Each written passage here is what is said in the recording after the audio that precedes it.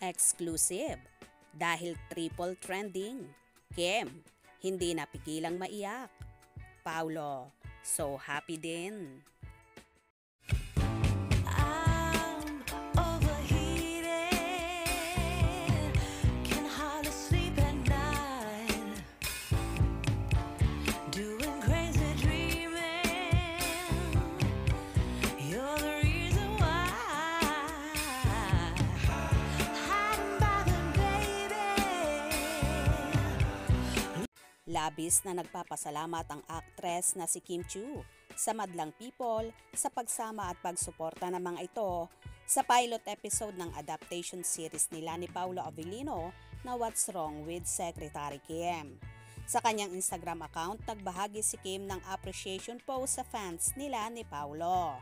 From the bottom of Secretary Kim's heart, maraming salamat po. No words can explain how grateful my heart is now, saad niya sa kanyang caption. Dagdag pa niya, as you let her enter into your world, along with Boss BMC. Salamat po sa lahat ng mga nakanood na, and sa mga hindi pa nakaka-download ng @View Philippines app, ano pang hinihintay nyo? Again, thank you so much for supporting and loving. #What's Wrong with Secretary Kim PH.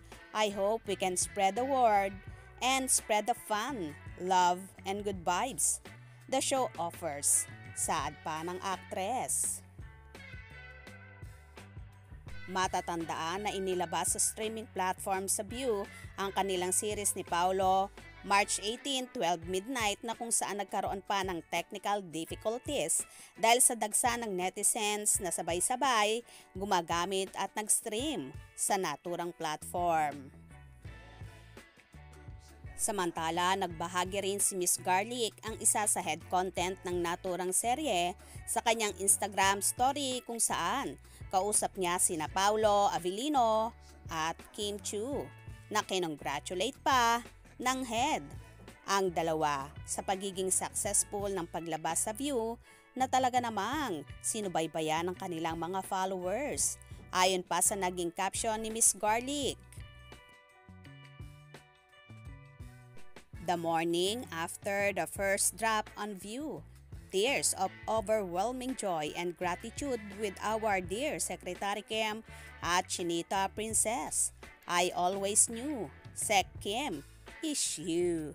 Kung saan kitang-kita naman sa larawan ni Chinita Princess na umiiyak sa sobrang tuwa. Ayon naman sa naging caption ni Miss Garlic sa video call nila ni Paolo, the morning after the first drop on View, happy hearts, warm smile, you are the perfect BMC at Pau Avellino, kung saan nag-heart sign pa ang aktor. O diba, sobrang lakas talaga ng chemistry ng Kim Pao, kaya naman nataranta rin ang View dahil dagsa ang manonood kung saan hindi agad sila makapasok sa naturang palabas. Kaya naman tumutok at huwag na huwag pahuhuli sa mga maiinit na kaganapan. Anong inyong magiging reaction sa bidyong ito? Comment below.